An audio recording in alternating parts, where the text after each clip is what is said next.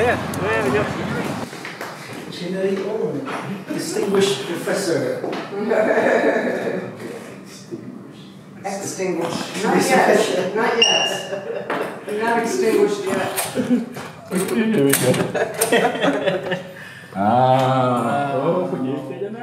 As you can see, there's not a lot of room. There's so many instruments. This has become a sort of a storage spot for a lot of the Cambodian instruments.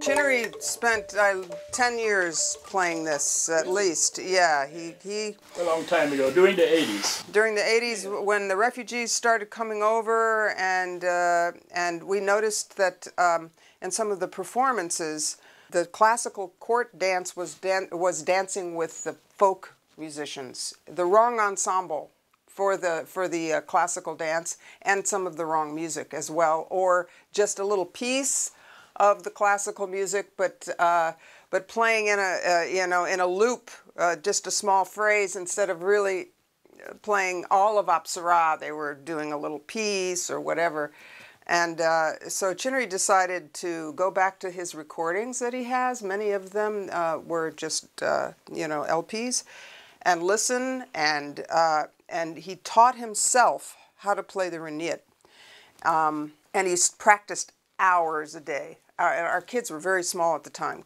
Kalian was, like she still had a bottle, so she was probably less than 2.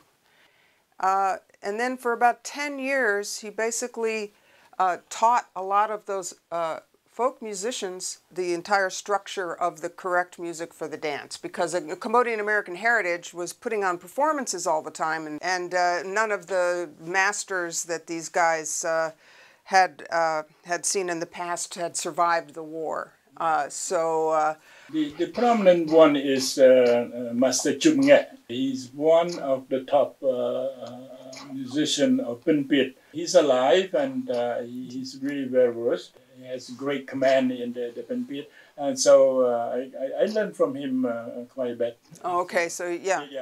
And then you taught yourself quite a bit. Yeah, that exactly. What you're referring to is the folk musicians.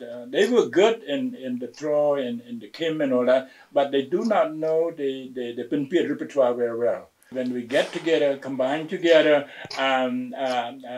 we have to lead them.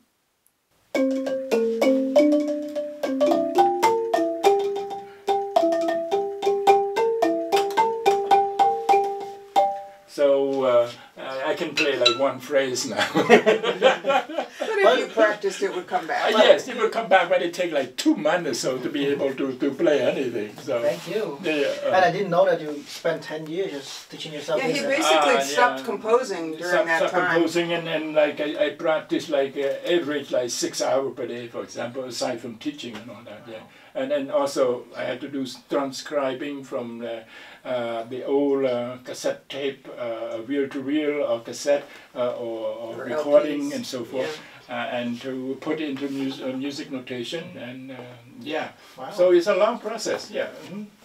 Thank you. Mm-hmm. Yeah.